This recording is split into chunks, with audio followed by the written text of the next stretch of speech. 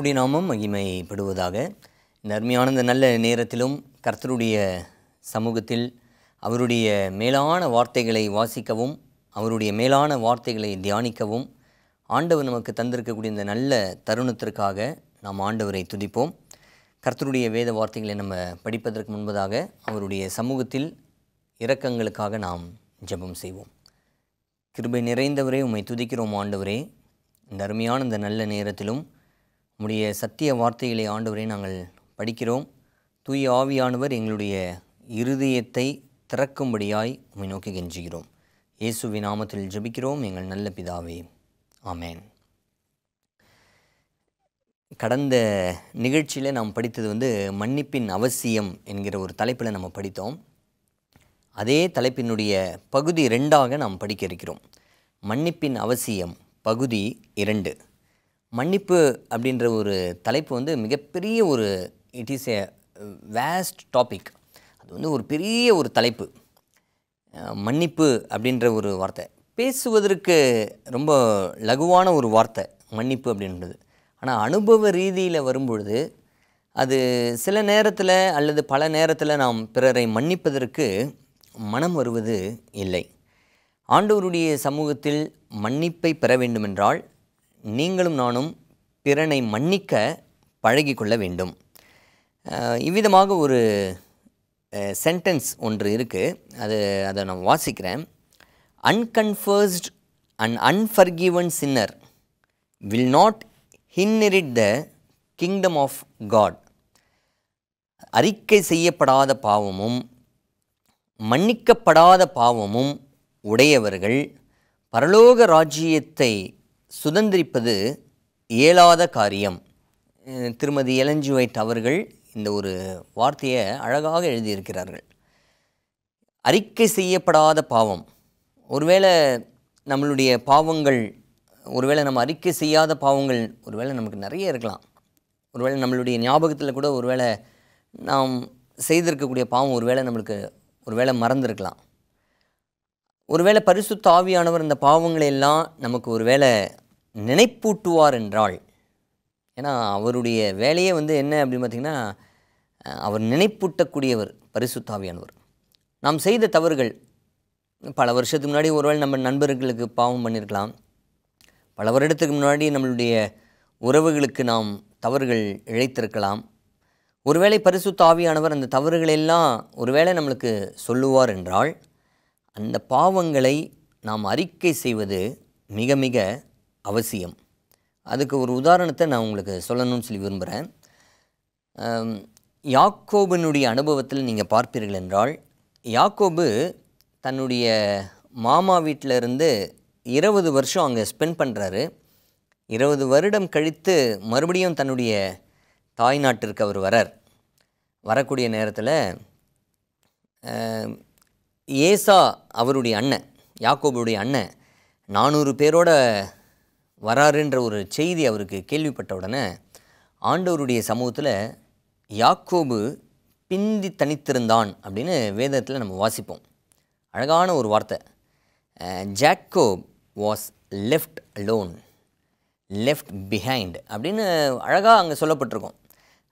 எதற்கு அவர் அங்கே இருக்கிறார் அப்படின்னா, ஆண்டவருடைய சமூகத்தில் ஆண்டவரே என்னுடைய அண்ணன் என்னை கொல்லுவதற்காக வரான், என்னுடைய அண்ணனுடைய கையிலிருந்து என்னை நீங்கள் காப்பாற்றுங்க ஆண்டவரே அப்படின்னு சொல்லி முழுவதும் ஜெபம் செய்வார். ஆண்டவருடைய சமூகத்தில் அந்த பாதுகாப்புக்காக முழுவதும் ஜெபிக்கும் பொழுது ஆண்டவர் ஒரு வார்த்தையை கேட்பார். யாக்கோபை பார்த்து, யாக்கோபை பார்த்து கேட்குறாரு, உன் பெயர் என்ன அப்படின்னு கேட்பார். இந்த பெயர் என்ன அப்படின்ற ஒரு வார்த்தையை தான் கேட்பார். இந்த ஒரு வார்த்தை அவன் ஜெபத்தில் அவன் போராடி கொண்டு இருக்கும் பொழுது ஆண்டவர் உன் பெயர் என்ன அப்படின்னு கேட்ட மாத்திரத்தில் 20 வருடத்திற்கு முன்பதாக தன்னுடைய தகப்பன் ஈசாக்கு இதே கேள்வி தான் யாக்கோபை பார்த்து கேட்பார். நீ யார் அப்படின்னு கேட்பார். அவன் யாக்கோபுன்னு சொல்ல மாட்டான். மாறாக என்ன சொல்லுவான் அப்படின்னு பார்த்தீங்கன்னா, நான் ஏசா அப்படின்னு போய் சொல்லுவான். ஏசாவை போல் ஏசாவுக்கு முடி அதிகமாக இருக்கும், ரோமங்கள் அதிகமாக இருக்கும். இவன் மிருகத்தினுடைய ரோமங்கள் எல்லாம் அவன் போர்த்தி கொண்டு நான் ஏசா அப்படின்னு சொல்லுவான். இங்கே அவங்க அப்பா கேட்பார், உன் பேர் என்ன, நீ யார் அப்படின்னும் பொழுது ஏசா அப்படின்னு போய் சொல்லுவார். 20 வருடத்துக்கு பிற்பாடு இதே வார்த்தையை தான் ஆண்டவர் கேட்குறாரு, உன் பெயர் என்ன அப்படின்னு கேட்கும் பொழுது யாக்கோபுக்கு 20 வருடத்திற்கு முன்பதாக செய்த அந்த தவறு அங்கே நினைப்பூட்டப்படுகிறது ஜெபத்தில். அதனால தான் இந்த அறிக்கை செய்யப்படாத பாவம் அப்படின்றத பற்றி இருக்குது பார்த்தீங்களா. ஒருவேளை பரிசுத்த ஆவியானவர் நம் செய்த கடந்த கால பாவத்தை நமக்கு நினைப்பூட்டும் பொழுது அந்த பாவத்தை நீங்களும் நானும் அறிக்கை செய்யக்கூடிய ஒரு தருணம் அதுதான் அப்படின்றத நம்ம மறந்துடக்கூடாது. இங்கே அன்கன்ஃபர்ஸ்டு சின்ஸ் அண்ட் அன்ஃபர்கிவன் சின்ஸ், சரிங்களா, யாரெல்லாம் அறிக்கை செய்யாத பாவம் வைத்திருக்கிறார்களோ, மன்னிக்கப்படாத பாவத்தை யாரெல்லாம் வைத்திருக்கிறார்களோ அவங்க they will not enter into the kingdom of God. அவர்கள் தேவனுடைய ராஜ்யத்தை சுதந்திரிப்பது இயலாத காரியம். அப்போது மன்னிப்பு எவ்வளவு அவசியம் அப்படின்றத நம்ம படிக்க முடிகிறது. வேத வாக்கியத்தை நம்ம வாசிப்போம். நீதிமொழிகள் 28வது அதிகாரம் 13வது வாக்கியம், ஒரு பிரபலமான ஒரு வார்த்தை. நீதிமொழிகள் 28:13, தன் பாவங்களை மறைக்கிறவன் வாழ்வடைய மாட்டான், அவைகளை அறிக்கை செய்து விட்டு விடுகிறவனோ இரக்கம் பெறுவான். பிரியமானவர்களே, இங்கே நம்ம வேதாகமத்தில் நம்ம பார்க்குறோம், ஆண்டவருடைய சமூகத்தில் நம்மளுடைய பாவத்திற்காக நாம் பாவ அறிக்கை செய்து அந்த மன்னிப்பை பெற வேண்டும் என்று சொல்லி ஆண்டவர் விரும்புகிறார். இந்த பாவ மன்னிப்பை பெறுவதற்கு சாத்தான் முட்டுக்கட்டையாக தனியாக அவன் நிற்பான். நீ மிகப்பெரிய ஒரு பாவி, நீ ஆண்டவருடைய சமூகத்தில் வர முடியாது, நான் அதுக்கு அப்ஜெக்ஷன் தெரிவிக்கிறேன், இப்படியெல்லாம் சாத்தான் சொல்லுவான். ஆனால் ஆண்டவருடைய சமூகத்தில் என்ன தடைகள் வந்தாலும் சரி, அவர்கிட்ட மட்டும்தான் நம்மளுக்கு விமோச்சனம், அவர்கிட்ட மட்டும்தான் நம்மளுக்கு மிகப்பெரிய ஒரு விடுதலை அப்படின்றத நம்ம மறந்துடக்கூடாது. ஆண்டவருடைய சமூகத்தில் அவரை நோக்கி வரக்கூடிய ஒரு தருணம் அதுவே. இந்த கில்ட்டி ஃபீலிங்ஸ் அப்படின்னு சொல்லுவாங்க, குற்ற உணர்வுகள். அது மாதிரி என்றைக்காவது நம்மளுக்கு வந்திருக்குங்களா? குற்ற உணர்வுகள். ஒரு தவறு செய்யும் பொழுது ஒரு குற்ற உணர்வு வரும். தவறு செய்வதற்கு முன்பதாகவும் செய்ய போகிறோம் அப்படின்னு தெரிந்த மாத்திரத்தில் ஒரு குற்ற உணர்வு வரும், செய்யக்கூடாது அப்படின்னு. அதை செய்த பிற்பாடும் ஒரு குற்ற உணர்வு வரும், நீ இந்த பாவத்தில் விழுந்துட்டியே அப்படின்னு சொல்லிட்டு. இந்த கில்ட்டி ஃபீலிங்ஸ் இருக்குது பார்த்தீங்களா, இந்த குற்ற உணர்வுகள். இந்த குற்ற உணர்வுகளை பரிசுத்த ஆவியானவர் அந்த குற்ற உணர்வை நமக்கு தருவார். அதே சமயத்தில் அந்த குற்ற உணர்வை சாத்தான் மிகைப்படுத்தியும் அவன் என்ன பண்ணுவான்னா காண்பிப்பானான். அது உதாரணத்துக்கு நான் வேதாமத்தில் என்ன சொல்கிறேன் பாருங்கள். யூதாஸ் ஆண்டவருடைய சமூகத்தில் பாவம் செய்தான். ஆண்டவராகிய இயேசுவானவரை 30 வெள்ளி காசுக்காக என்ன பண்ணான்னா காட்டி கொடுத்ததாக வேதாமத்தில் பார்க்குறோம். அந்த காட்டி கொடுத்த பிற்பாடு அவனுடைய உள்ளத்தில் பரிசுத்த ஆவியானவர் பேசுகிறார், நீ ஒரு குற்றமில்லாத ஒரு ஆட்டுக்குட்டியை போய் அவர் போய் நீ காண்பித்து கொடுத்துட்டியே, அவரை போய் காட்டி கொடுத்துட்டியே அப்படின்னு சொல்லி அங்கே சொல்லும் பொழுது அவனுடைய உள்ளத்தில் மிகப்பெரிய ஒரு கில்ட்டி கான்ஷியஸ், குற்ற மனசாட்சி அவனை குத்தி கொண்டே இருந்தது. பரிசுத்த ஆவியானவர் பேசுகிறார்.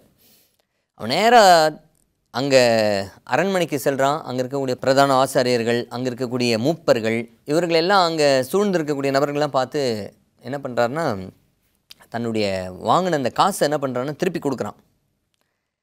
பிற்பாடு அவன் செய்திருக்க வேண்டிய என்ன வேலை செய்திருக்கணும் அப்படின்னா, அவன் நேராக ஆண்டவருடைய சமூகத்தில் விழுந்திருக்கணும்.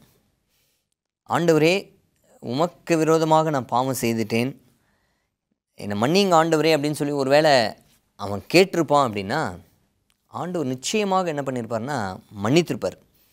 ஏன்னா அவர் மன்னிக்கிறதற்கு தயை பெருத்திருக்கிறார் என்று கர்த்தருடைய வார்த்தை சொல்கிறது. எத்தனையோ நபர்கள் வேதாமத்தில் மிகப்பெரிய பாவத்தெல்லாம் செய்திருக்கிறாங்க. பாவத்தை செய்த நபர்கள் எல்லாம் ஆண்டவருடைய சமூகத்தில் வரும்பொழுது ஆண்டவர் ஏற்றுக்கொண்டிருக்கிறார். உதாரணத்துக்கு நீங்கள் பார்த்தீங்கன்னா இந்த மகதலேனா மரியாள் இருக்காங்க பாருங்கள். மகதலேனா மரியாளுக்குள்ளாக 7 வித பிசாசுகள் இருந்தது. அந்த 7 வித பிசாசுகள் ஒவ்வொரு முறையும் ஆண்டவர் என்ன பண்ணுறாராம், பிதாவினிடத்தில் பரிந்து பேசி ஒவ்வொரு பிசாசுகளை மகதலேனா மரியாள் கிட்டேருந்து ஆண்டவர் விளக்குறார். அந்த மகள் தன்னுடைய விபச்சார பாவத்திலிருந்து மீண்டு ஒரு புதிய வாழ்க்கையை வாழ்ந்ததாக நம்ம வேதாமத்தில் வாசிக்கிறோம். ஸோ எப்பேற்பட்ட பாவமாக இருந்தாலும் சரி, ஆண்டவருடைய சமூகத்தில் வரும்பொழுது அவர்கள் மன்னிக்கப்படுகிறார்கள். யூதாஸ் என்ன பண்ணியிருக்கணும் அப்படின்னா, தன்னுடைய தவறுக்காக ஆண்டவருடைய சமூகத்தில் மன்னிப்பிற்காக ஒருவேளை வந்திருப்பான் என்றால், ஆண்டவர் அவனுடைய பாவத்தை என்ன பண்ணியிருப்பார்னா கண்டிப்பாக மன்னித்திருப்பார். ஆனால் பிசாசு இந்த இடத்துல அந்த கில்ட்டி கான்ஷியஸை அவனும் என்ன பண்ணுறான்னா கொண்டு வரான். நீ மிகப்பெரிய ஒரு பாவி, விலை மதிக்க முடியாத ஒரு நபரை நீ வந்து காட்டி கொடுத்துட்ட, இந்த உலக இரட்சகரை நீ காட்டி கொடுத்துட்ட. இவன் நல்லவனை போல என்ன பண்ணுறான்னா சாத்தான் யூதாசனுடைய உள்ளத்தில் வந்து பேசுகிறான். அதனுடைய விளைவு என்ன அப்படின்னு பார்த்தீங்கன்னா, அவன் நாண்டு கொண்டு செத்ததாக வேதாமத்தில் வாசிக்கிறோம். யூதாஸ் சாத்தானுடைய வார்த்தைகளை கேட்டு அவன் நாண்டு கொண்டு செத்தான். பரிசுத்த ஆவியானவர் பேசும்பொழுது எப்படி இருக்கும் அப்படின்னு பார்த்தீங்கன்னா, அதே நீங்கள் செய்யக்கூடிய ஒரு தவறை ஆண்டவர் வந்து உங்களுக்கு உங்களுடைய குற்றத்தை ஆண்டவர் வந்து புரிய வைப்பார். நீ வந்து இந்த தவறை செய்துட்ட அப்படின்னு. இப்போ யூதாஸ்க்கு ஆண்டவர் வந்து பேசுனது போல் பேதுருவுக்கும் பரிசுத்த ஆவியானவர் பேசுகிறார்.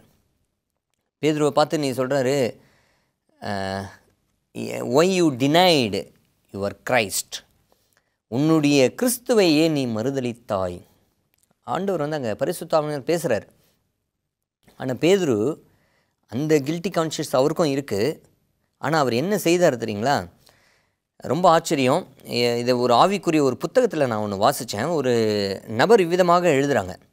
எப்படி எழுதுகிறாங்க அப்படின்னா, இந்த பேதுரு ஆண்டவரை வந்து தெரியாது தெரியாது தெரியாதுன்னு சொல்லி 3 முறை மறுதலித்த பிற்பாடு அங்கே சேவல் கூவுகிறது.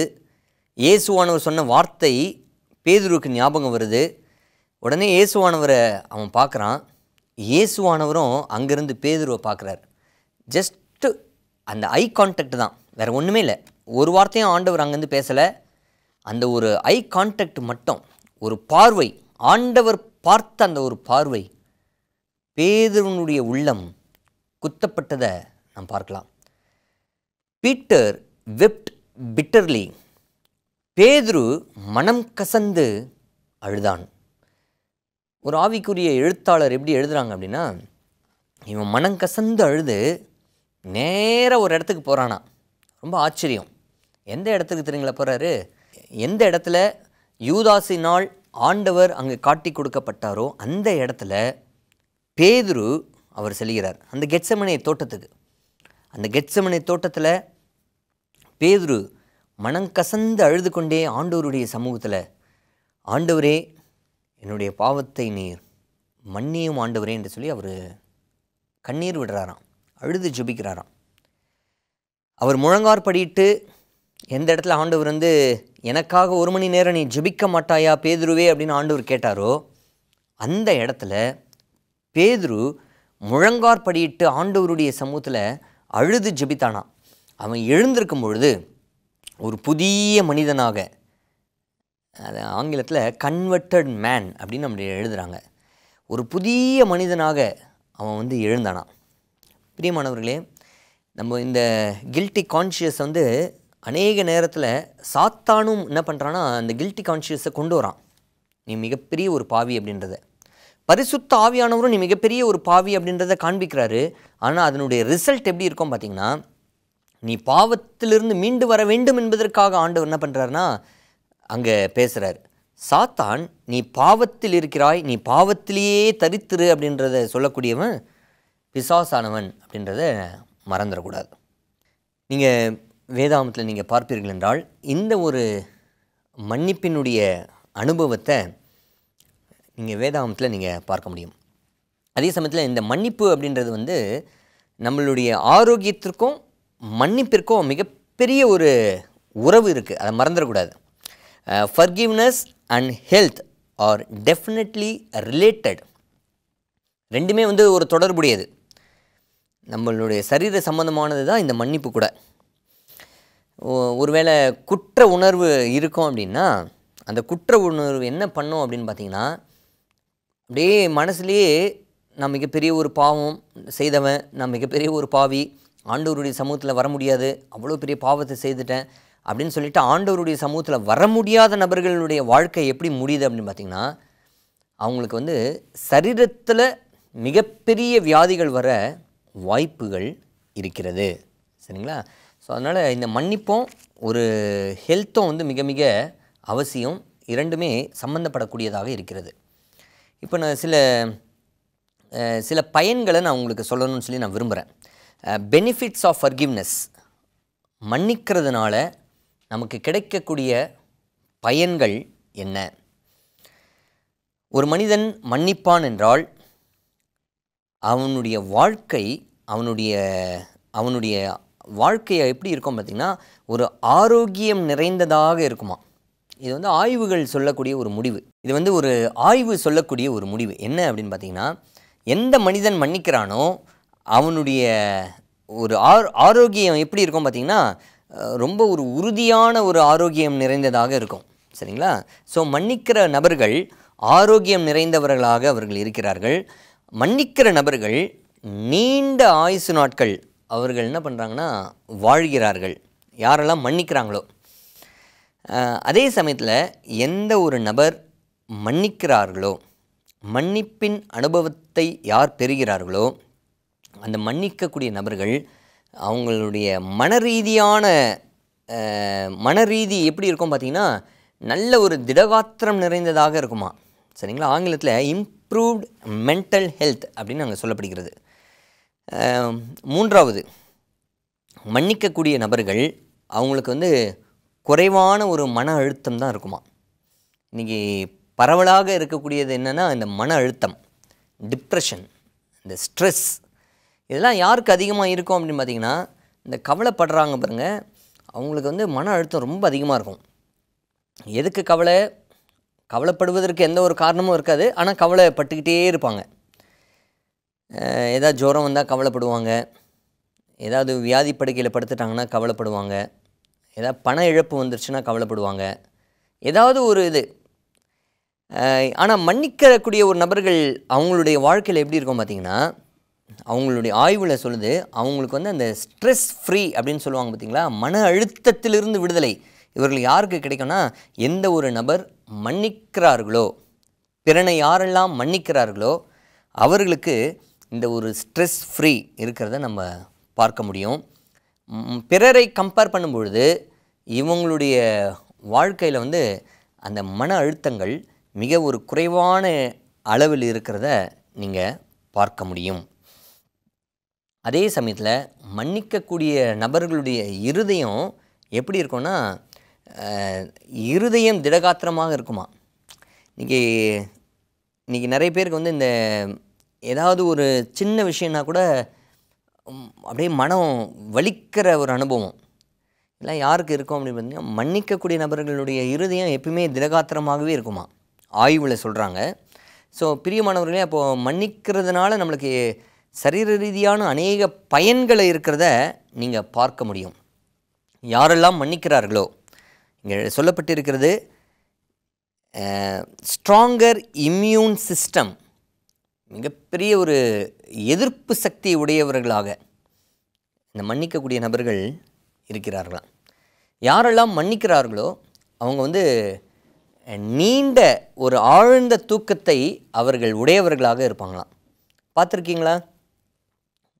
ஏன்னா மனசில் எதுவுமே இருக்காது, மன்னிச்சிட்டாங்க.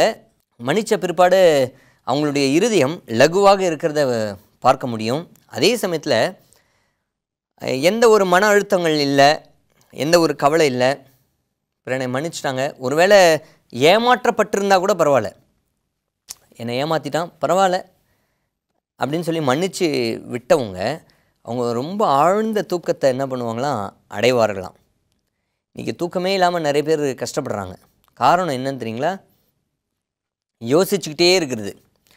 அவன் எப்படி எனக்கு இது பண்ணலாம், அவன் எப்படி என்னை பார்த்து இப்படி பேசலாம், அவன் என்னை இப்படி பார்த்து முறைக்கலாம், என்கிட்ட எப்படி சண்டை போடலாம், இது மாதிரி ஒரு எண்ணங்கள், அந்த எதிர்மறையான ஒரு எண்ணங்களை வைத்திருக்கக்கூடிய பிள்ளைகள் அப்படியே யோசிச்சுக்கிட்டே இருக்கிறதுனால அவங்களுக்கு வந்து ஆழ்ந்த ஒரு தூக்கம் வராதான். ஆனால் எந்த ஒரு நபர் மனப்பூர்வமாக மன்னிக்கிறார்களோ அவர்களுடைய வாழ்க்கையில் இந்த ஒரு ஆழ்ந்த சவுண்ட் ஸ்லீப், இந்த ஆழ்ந்த தூக்கம் அவர்களுக்கு கிடைக்குமா. யாரெல்லாம் மன்னிக்கிறார்களோ அவர்களுடைய வாழ்க்கையில் இந்த பிளட் ப்ரெஷர் லெவல் வந்து சீராக இருக்குமா. சில பேருக்கு வந்து இந்த இரத்த கொதிப்பு அப்படின்னு சொல்லுவாங்க. அதில் நாம் சாப்பிடக்கூடிய சில உணவு பழக்க வழக்கத்தின் மூலமாக ஒரு பக்கம் இருந்தாலும், இந்த மன்னிப்புக்கும் இந்த ஒரு சுகாதாரத்திற்கும் ஒரு உறவு இருக்கிறதுனால, இந்த மன்னிப்புக்கும் நம்மளுடைய உடல் ரீதியான விஷயத்திற்கு சம்பந்தம் இருக்கிறதுனால, மன்னிக்காத பிள்ளைகளுடைய வாழ்க்கையில் பிளட் ப்ரெஷர் எப்படி இருக்கும்னா ஹையாக இருக்கும். இரத்த கொதிப்பு உடையவர்களாக இருப்பாங்க. அவங்கள பார்த்தாவே அப்படியே ஒரு கோபம், அவங்கள பார்த்த உடனே ஒரு வெறுப்பு. அந்த நபருக்கு ஏதாவது ஒன்று கிடச்சிடுச்சுன்னா இவங்களால் அதை தாங்க முடியாத ஒரு அனுபவம். இதெல்லாம் யாருக்கு இருக்குன்னா, மன்னிக்க முடியாமல் இருக்கிறாங்க பாருங்கள், அவங்களுடைய வாழ்க்கையில் ஏற்படக்கூடிய தாக்கங்கள் இது. இப்போ ஒரு உதாரணத்துக்கு 2 நபர்கள் இருக்கிறாங்க. 2 நபர்களில் ஒரு நபருக்கு ப்ரொமோஷன் கிடச்சிடுச்சு வச்சுக்கோங்களேன், ஒரு பதவி உயர்வு. பக்கத்தில் இருக்கக்கூடிய நபர் வந்து அவனை பார்த்து அந்த ஒரு பொறாமைப்படுறாங்க, எனக்கு அது கிடைக்கல பதவி உயர்வு, ஆனால் இவனுக்கு கிடச்சிடுச்சு. இந்த ஒரு எண்ணம் ஒரு வேளை அவருக்கு இருக்கும் அப்படின்னா, அந்த நபர் வந்து மன்னிப்பின் அனுபவத்திற்குள்ளாக செல்லாத ஒரு நபர் அப்படின்றத நாம் புரிந்து கொள்ள வேண்டும். பிரியமானவர்களே, வேதாகமத்தில் நீங்கள் பார்ப்பீர்கள் என்றால், ஆண்டவராகிய இயேசுவானவர் வேதாகமத்தில் நீங்கள் பார்ப்பீர்கள் என்றால், ஆண்டவருடைய சமூகத்தில் அந்த மன்னிப்பின் அனுபவத்தை நம்ம பார்க்க முடியும்.